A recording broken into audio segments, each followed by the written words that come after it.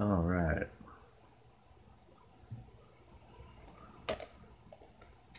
Give it a minute.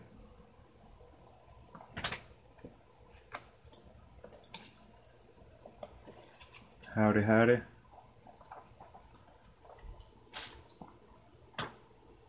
How we doing, Chris?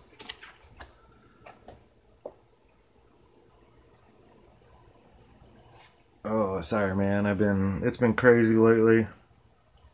I've been meaning so much to get a hold of you. It's been a rough month. Family members and all that kind of good stuff. Not been a great March. Hey, Ryan, how we doing this morning, man? I'm just gonna give it a couple more minutes before I start. See if anybody else wants to jump on. I don't want to go back to the beginning too much.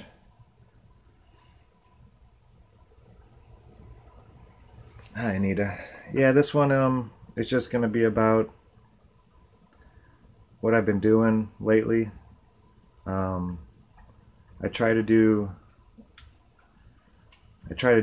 my research, and then I try to do my experimenting from the research, and then I take some time to just reflect on what I've learned and try to apply it to new thoughts and ideas and stuff like that. And I've been going over this old book that I have. I bought it like 3 times now, but I always let people borrow it and they never give it back, move away or whatnot. But Real Alchemy, a primer of practical alchemy. And it resonates so much with what I've been, just electricity in general and how it affects things. And I've been having, sorry about that. But I think all of this came from just 3 things. Just 3. And electricity, pressure, and time. But I'm coming to think that ether, water, and earth is all that there really needs to be. Is those 3 elements. You only need 3 of them. Now they've been mixed and cooked, and it's like making a cake. You don't just take the elements and set them in there into a pot and put them in an oven for a certain amount of time. You have to mix them the right way first. You have to do certain steps. That's how, in this book, it talks about the hermetic, or the emerald tablets of Hermes, and how those weren't a giant emerald that was found and then carved. Those emeralds were grown using alchemy. And it goes on in this book about how you can grow anything. It's all alive. Chemistry is the use of dead materials and plants, or dead things, and messing with the molecules and the atoms. But alchemy is like transmutating it. Alchemy is taking the live plant and breaking it down, and then you can mix it with other things and make other live living things. But all you need is, it talks about rainwater. Rainwater is so important, but because it's pure water. It's just H2O, or whatever, not H2O, I'm sorry. But it's pure water. It's distilled. There's nothing else in it. It's pure rainwater. And I tried this, but the heater I had out in my garage messed up and the water froze, and I guess you can't let it do that. But I had a big 55-gallon drum full of rainwater, and if you keep it warm and out of sunlight for so long, and you may have found water like this, but a white foam will start to form on top of the water. Scrappy, come on, man. You got this whole room. Go scratch over there. Quit knocking into the camera, please. Thanks, bud. But yeah, rainwater, it'll get this white foamy stuff on top. And it's like the seed of everything. It's it's it's in this book. It's really neat. I wanted to oh, and okay, so you have your earth and your water, and it mixes in ether, and you can make gems and rock. Hey, Karen B, how we doing this morning? I'll try it for a little bit longer, guys, but if it keeps cutting out, I'm just gonna have to stop. I'm trying to do it from my Wi-Fi router, and for some reason, I'm not using anything else. Nothing else is on. Oh, wait, let me check one thing real quick.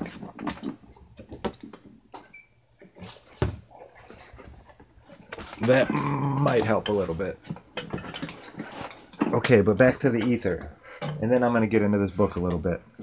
I'm talking about alchemy, Karen. But, the ether. I don't believe that you have, elements. There's not hydrogen. There isn't, all these different gases and all this stuff that you have that they say is up there. I don't see it like that. I see a giant, it's like water almost, but it's not. It's ether. And yes, there's things mixed into it. There's earth mixed into it. There's water mixed into it. There's all kinds of stuff that get mixed into it, but the electric charges on the ether determine how it acts. They say, oh, hydrogen's lighter, it's this and that, because no, it's not lighter, it's more negatively charged ether. And it's not like it's an element over here and an element over here. It's all ether with different charges applied to it. And the more negative the charge, the higher it wants to go up. Because you have your negative down here and your positive up here, so anything negative is going to try to go up. Anything positive will be forced down. But the ether it's the wind and the fire, they say. In this book, it talks about 4 elements that come from 3 things. Really, there's some just really neat quotes in here I wanted to share with you. It talks about alchemy is ancient. It is one of the secret sciences. One of the, back in, I believe it was 1660. Let's see. Yeah, King Charles II. He signed the first charter of the Royal Society and the study of chemistry. So, chemistry and alchemy are totally different. A chemist, let me see, where's that at? It says alchemy survived through secret societies. It was not taught to people. It still is not taught. You don't go to alchemy school. You're not going to go to any university or any college and find an alchemy class. They don't teach it. And there's something in here. Where's it at? It talks about the difference between alchemy and chemistry.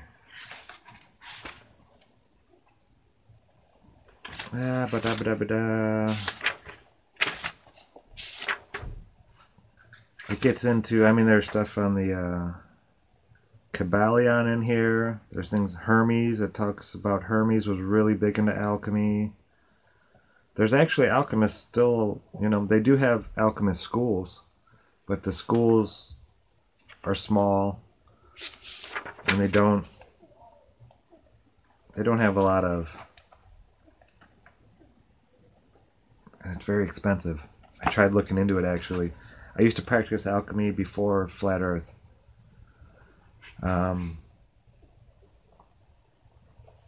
Okay, here it is. This is what I was looking for. No alchemist in history ever thought the secret art was solely a mental discipline. The work of transformation takes place in the real world. Yet alchemy is not chemistry. Chemistry is a superficial science that deals only with the external forms in which the elements manifest. A chemist seeks to rearrange atoms and molecules to exhibit different properties of the same dead material. An alchemist seeks to create an entirely new substance by exposing its essences, bringing them alive, and causing them to grow. When an alchemist performs a laboratory experiment, it is the accumulation of careful planning to find the right timing and personal purification to create the sacred space in which the transformation can take place. The alchemist becomes an ingredient in his own experiment, and his intention and passion contribute to the outcome. He suffers as the essences are teased and tortured from the substance, and he is elated when the hidden spark of truth brings the dead matter back to life on a new level of being. Admittedly, this is a strange way of looking at laboratory work in a materialistic, industrialized world, and there are many prejudices the modern mind must overcome to accept the possibility that alchemy is real. Yet perhaps, after reading this book with a free heart and open mind, you might find an ancient voice speaking to you through the drone of appliances, engines, and commercial broadcasts that make up our environment. The voice will whisper, "But have you tried it?" And that got me. After I read that, I wanted to try alchemy. I've made what are known as the 7 basics here. These are my tinctures. I was taking them every day. You make one for every day of the week. I was taking them with my iodine. My hair actually started growing back. It's kind of crazy, I know. And then Flat Earth came around and I started questioning, should I be doing this? Not, can I do it? Because, we can do all kinds of things, but should I do it? Now, I still practice alchemy. Those I actually made with the intention of growing my hair. I mean, I'm bald, So I wanted my hair back. I did. And while I was growing the plants, it was not growing the plants, but the whole thing, just the mixing and waiting and shaking and distilling and all that stuff, it was about a 3-month process of getting up every morning and shaking them all around and doing this and that and keeping them all nice. And after a month and a half, going through a couple processes and steps and distilling it further, and then to where I was taking it every day for a couple years. Then I quit, and my hair quit growing, and it fell out.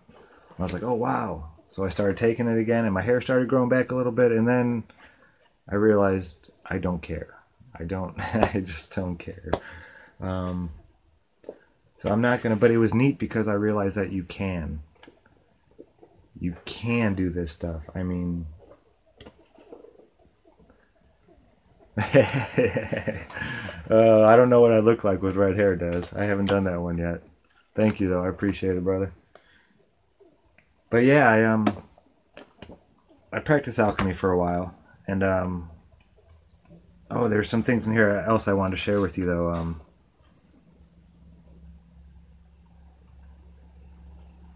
Okay, we'll read this one. This is 15th century Isaac Holland on in his book the Opera Vegetabilia. Now I will teach and describe the secrets of the arts, which secret is at the heart of all secrets hidden in the art of alchemy.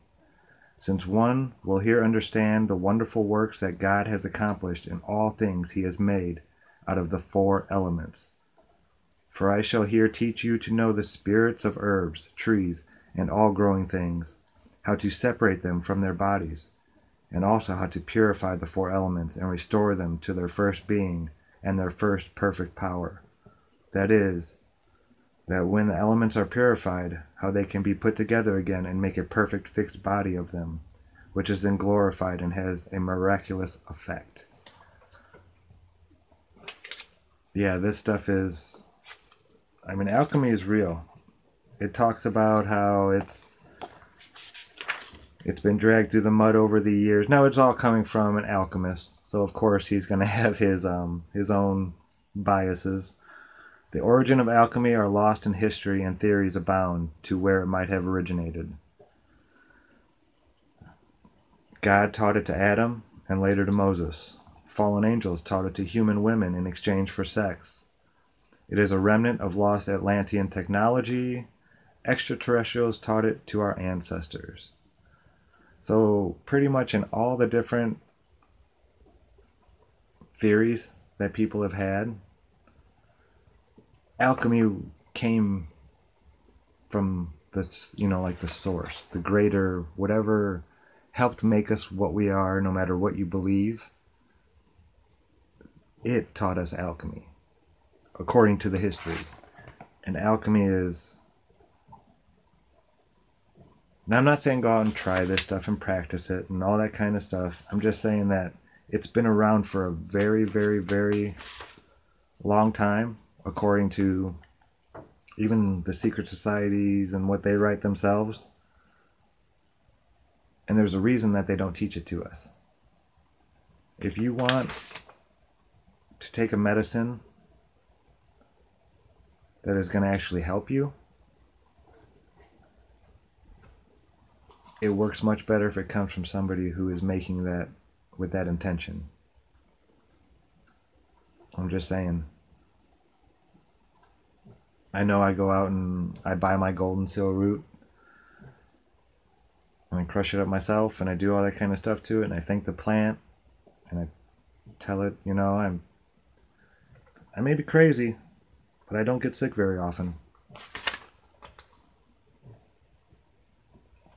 Yeah, I was talking about the plates of Hermes, the emerald plates. It talks about here how they were grown. Those weren't a piece of emerald that was found and then cut. Those plates were grown in like a petri dish. Let's see, here it is. The first law of hermetics, all is from one. Perhaps the most concise exposition of alchemical theory, acknowledged by adepts from all ages, is the famous emerald tablets of Hermes Trismegistus. Legend has it that this tablet predates the biblical flood and was inscribed by Thoth himself on a large plate of alchemically produced emerald. It is... Yeah, I love Golden Seal. Oh, Dana, it's so nice to see you. I haven't seen you in a while. I'm getting worried there. It is true, certain and without falsehood, that whatever is below is like that which is above, and that which is above is like that which is below, to accomplish the one wonderful work.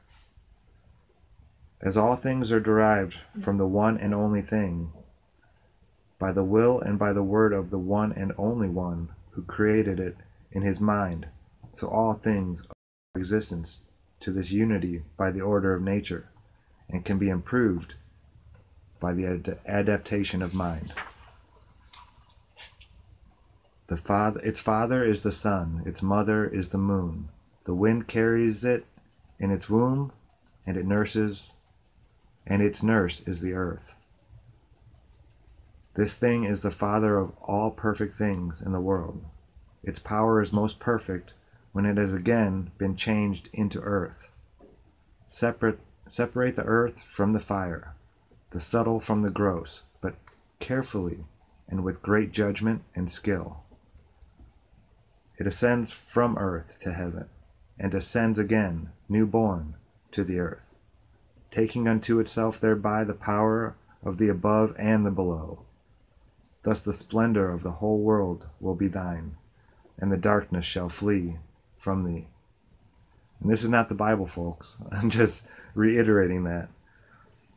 This is the strongest of all powers, the force of all forces, for it overcometh all subtle things, and can penetrate all that is solid. For thus was the world created, and rare combinations and wonders of many kinds are wrought. They're talking about electricity.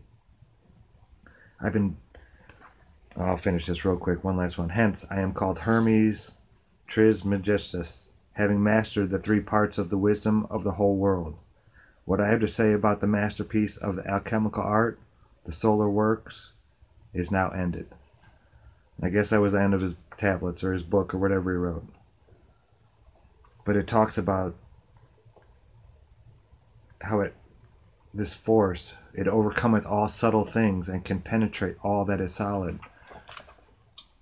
I've been really trying to grasp why the Fibonacci curve is in everything. And I believe it has to do with the magnetic electrotoroidal field that is on our head that we see in the stars' rotations and the movement of. But it's this thing that makes everything grow a certain way, down to a minute scale. It's the reason everything grows in that we get honeycombs everywhere. It's the reason. But electricity, they knew electricity back then. I mean, this is a long time ago. Now, I'm not saying that they harnessed it like we do today. I wouldn't doubt that they did. But I think they understood it. At least some people did.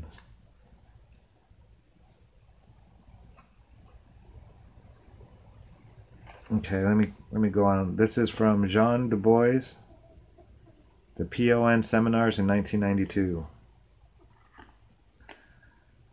The alchemical concept of life and matter lies in the opposite pole of that of the current scientific community. Science is trying to find out how matter created life. Alchemy states that life created matter. Alchemy affirms that at the origin there is consciousness. Consciousness is the need to be of the absolute. In order to satisfy this need, consciousness created life, and in order to evolve, life created matter. That's some deep stuff. That is. And it goes back to a creator. I mean, all this stuff. And it doesn't matter what creator you choose. It really doesn't. Okay, this is from, the Kabbalion. I'm not sure. Okay, well, we're going to read it anyway. We're not scared of those words, right? Alchemy is an exploration of the involution of the absolute into matter and its subsequent evolution back to the source, depicted as the Ouroboros, or serpent eating its own tail. There's a very old saying, the all is mind. The universe is mental. The all, or the one, is that which is the fundamental truth, the substantial reality, i.e. standing under the supporting reality. This all is beyond comprehending or the ability to truly name it, so we use symbol and call it the all, the absolute, the divine, the spirit, the force, the one only one. Whatever you choose, it is just a symbol, so we can talk about it. This is perhaps best described as infinite living mind. Only by mental creation can the all manifest the universe and still remain the all.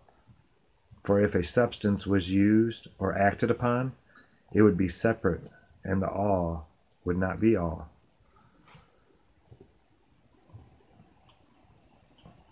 And I love this book.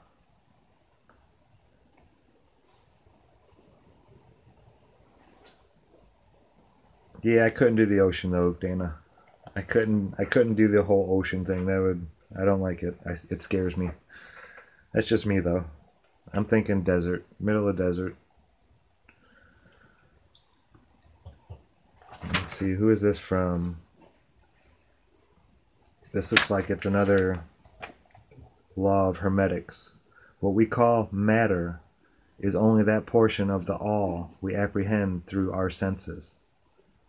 It is only a label we use to designate the manifestation of the all within the range of our limited sensory apparatus. All things are connected, but separate only by their rates of vibration. God, I love that. Each one of us is a unique and complex waveform, though we also share many of the same harmonics. Like fingerprints, we are unique but all related. Modern science takes advantage of this fact in order to identify materials by their vibratory nature, in the form of spectral resonances, invisible light, infrared, microwaves. Then he goes on to quote Einstein, everything is energy beyond that divine. I'm sorry if I already read that to you. We live in a vast ocean of energy, and everything seen and unseen is a part of it. The alchemists called this energy the celestial fire, the prima materia, the first matter, chaos, and many other things. Everything around us, though it seems separate and different from ourselves, is one, only one. All is from one, is the first law of hermetics. So it's... So many of these religions and stuff are just saying the same things. Hold on, I'm going to let these guys out real quick. I'll be back in 1 second. Come on, guys, let's go. Come on. Let's go, beef. Okay, come on. You going out there, mamas? Okay. Sorry about that.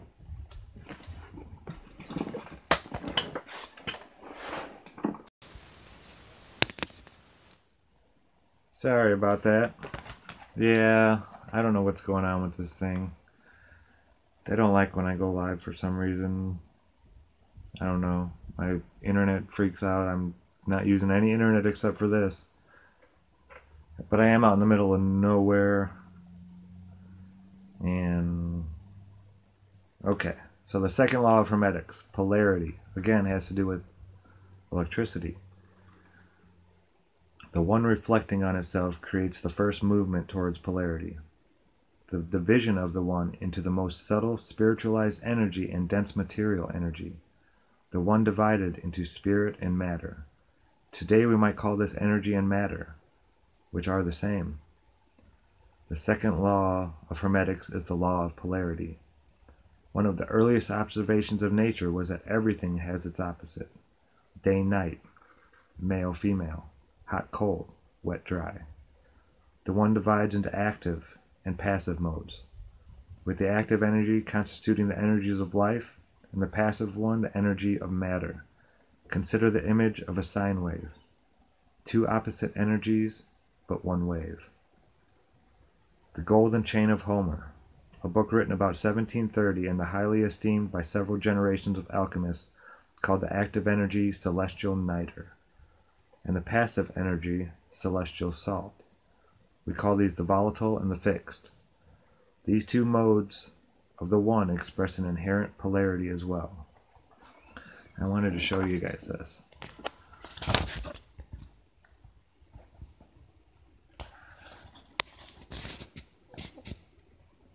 It has everything coming from the one, the prima materia. You have your celestial salt, your celestial niter, fixed volatile, earth, water, air, fire, blah, blah, blah. And salt, mercury, and sulfur, those aren't what we... they're not the words that we know them as.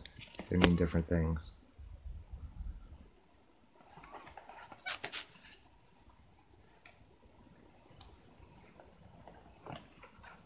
It's going to go under the four elements. Now, I do not agree to this. It has four elements. It has fire as an element.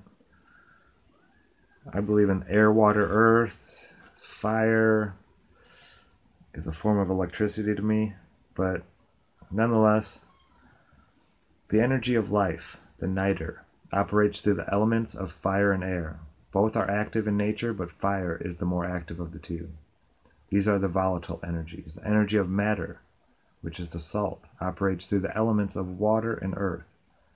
These are the fixed energies, water being the more active of the two. These elements have nothing to do with the material bodies of the same name.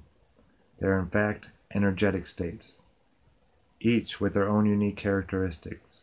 As early as 500 BCE, the ancients called these the four elements and recognized them as the essential qualities by which nature operates and is formed. The element of fire relates to the qualities of radiance, expansion, warmth, and light, anciently known as the hot and dry properties. On the physiological level, fire relates to the superconscious mind.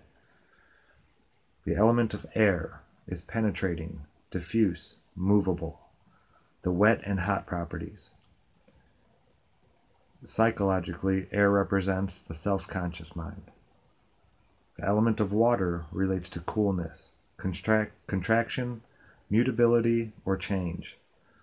The properties of wet and cold. Water is the perfect representative of the subconscious mind. The element of earth relates to the qualities of stability, rest, inertia, strength, and solidity. The dry and cold properties. In the human economy, this is the physical body. These are Aristotle's elements. Modern science agrees that there are four fundamental forces governing the activity of everything in our universe. And though they call them by the name strong nuclear force, weak nuclear force, electromagnetic force, and gravitational force, they are related to the ancient elemental qualities of fire, water, air, and earth, respectively. These elemental qualities and their mixtures form the vehicles through which Okay, I guess I do kind of agree with all this stuff. Through which the alchemical three essentials operate. They are the clothing which we interpret as our physical reality. Yeah, the three essentials. The three essentials. This is what I really wanted to get to. The three essentials are the alchemical principles of sulfur, mercury, and salt. Again, these terms are not the common materials we associate with these words, such as table salt or the mercury in your thermometer. They describe subtle philosophical principles active in nature. Alchemical salt, or the body of a thing, provides the matrix wherein the sulfur and mercury can act. So that's the physical part. That's the vessel, if you would want to call it. It is a passive medium, the virgin earth, subject to the fixed energies of water and earth. The salt is influenced by psychic and instinctual forces of the subconscious as well as the conditions affecting the various states of matter. The alchemical sulfur, or soul of a thing, conducts the volatile principles of fire and air, expressing consciousness, intellect, and the true will, or personal fire. Alchemical mercury, or the spirit of a thing, is the vital force, or life force, and predominates in the elements of air and water, reflecting intellectual, instinctual, and psychic energies. It forms the link or bridge between the higher forces of sulfur and the lower forces of matter, the salt. In mythology, Mercury is the messenger between the world of the gods and the world of mortals, the physical world. The energies of celestial nitre are often equated with the force of Kundalini, or internal spiritual forces according to Indian philosophy. In alchemy, this is referred to as the secret fire of man. The energies of celestial salt are equated with the forces of prana, or vital energy carried by the air we breathe and food we eat. Prana is the primary energy distributed throughout the cosmos, said to maintain physical life and existence. It acts as the instinctual and unconscious levels as well as being Oh, sorry about that one, folks. Alright, I'm going to wrap this up real quick. There's one more thing I really wanted to share with you.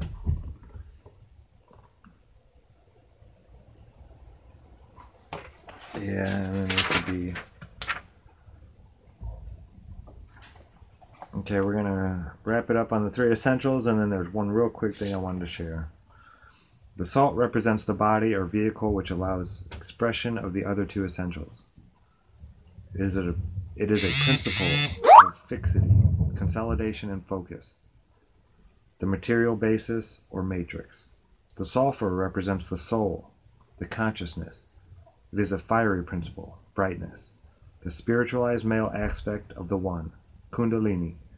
The character of a thing, the true colors, the intelligence, the divine spark.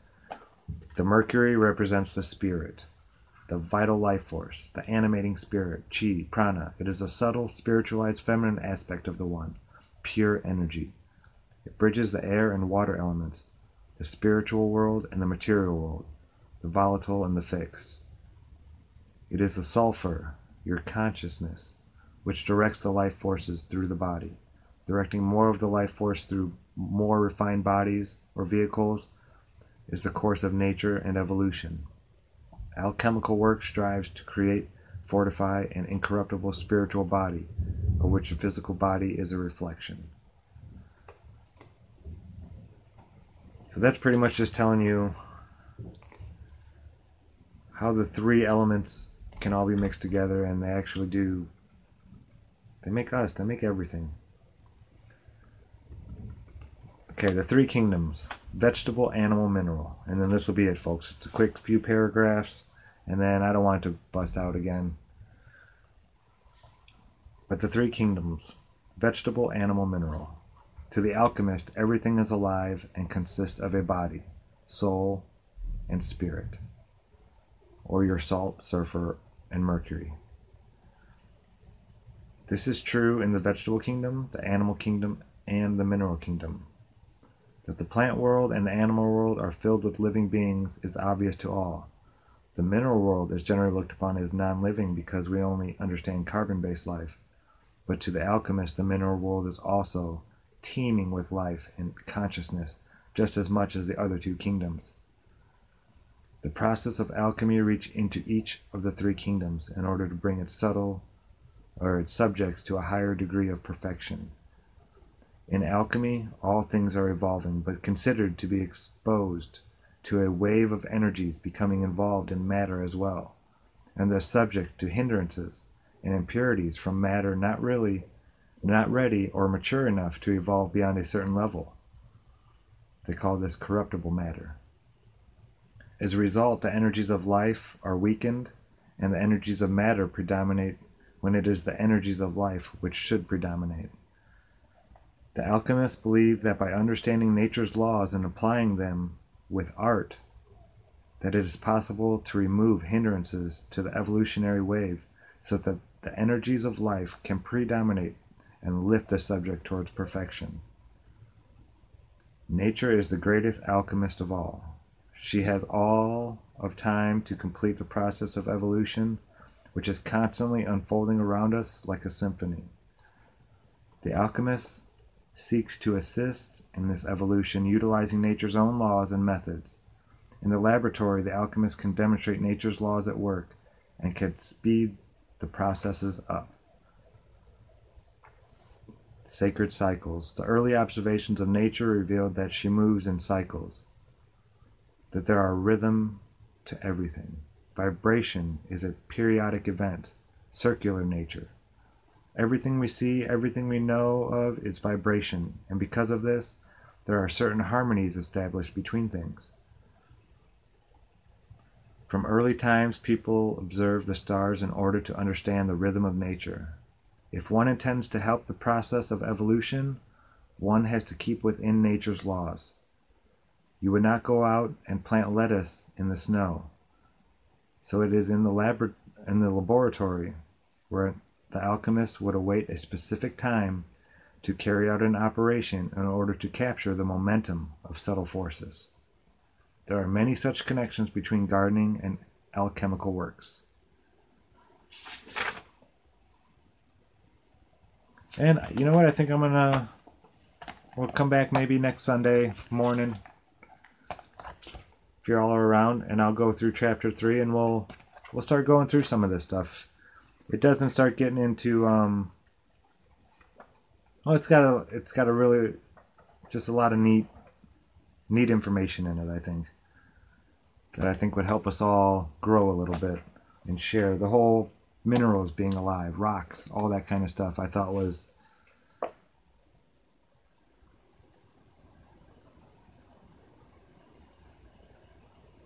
yeah, I couldn't agree more. Um, I The book kind of changed my life. It just made me I quit going fishing. I quit going hunting. I quit picking flowers. I started taking pictures of them. Unless I'm gonna eat it or something like that, I I just didn't feel right hurting anything. I almost wake up and you want to thank everything now. If it's all alive, thank you for being here, for being manifested, for being created. And I just wanted to show that